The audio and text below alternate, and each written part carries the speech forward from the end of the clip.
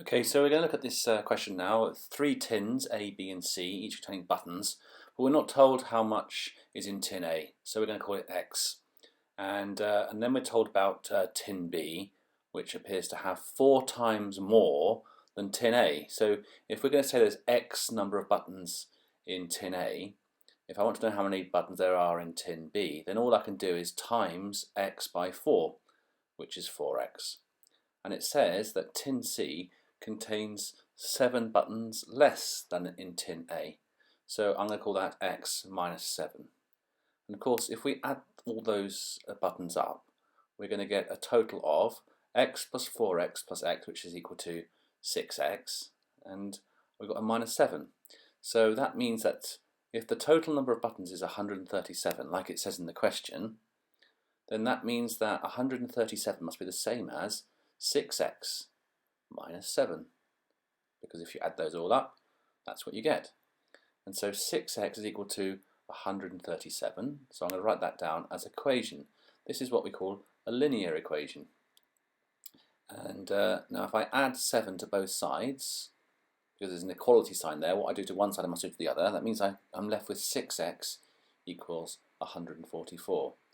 And of course, I don't want to know 6X, I want to know 1X. So if I divide both sides by 6, I'm going to find what X is equal to.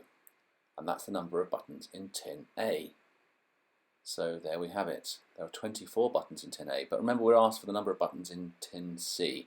So if we write full sentences, we're not going to make any silly mistakes. So I would write down, if I were you, in tin C there are 24 minus 7 buttons. That is X minus 7 buttons. 24 minus 7, of course, is 17. If you get into the habit of writing these full sentences at the end of the question, you're very unlikely, even in the pressure of an exam, to give the wrong answer. Okay, so do use sentences, do communicate to the examiner.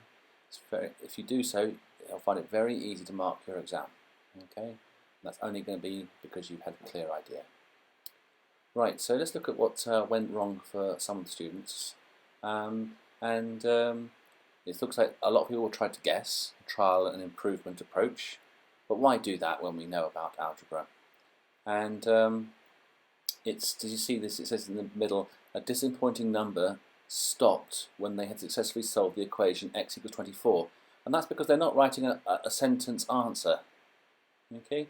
And that's very easy to do, isn't it? Once you've got x, you think you've finished the question. But remember, we had to do 24 minus 7 because we're asked for the buttons in tin C and not in tin A. Okay? And so, of course, if you had done that mistake, you'd lose an A mark. So look at that. You're going to get an M1 mark, you get 3 method marks, and an accuracy mark. That's a 4-mark question. And there's no reason why you shouldn't be picking up all of those.